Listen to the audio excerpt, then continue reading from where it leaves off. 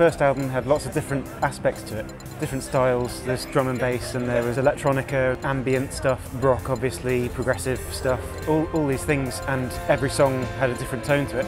This one I suppose is more like all of that stuff piled into each song, and so there's more of a definite kind of emotional message through the whole album. They've still got that kind of fairly long kind of structures, and they reveal themselves kind of gradually, and it's, you know, quite an exciting process to have been writing those, and to also have been kind of practicing them and trying them out live and changing them.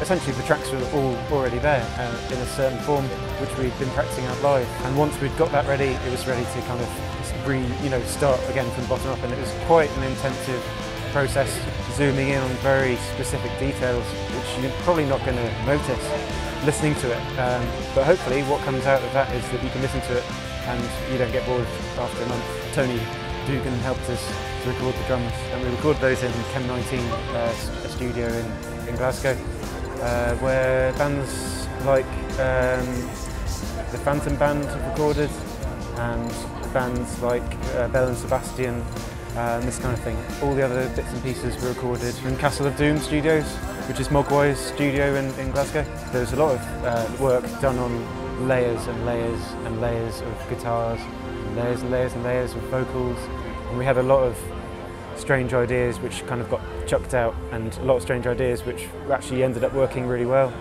There's some kind of really interesting production ideas. These tracks they're just much more confident to do these things where it just, the sound isn't always there, There's much more space for your mind to kind of just relax and kind of take it in.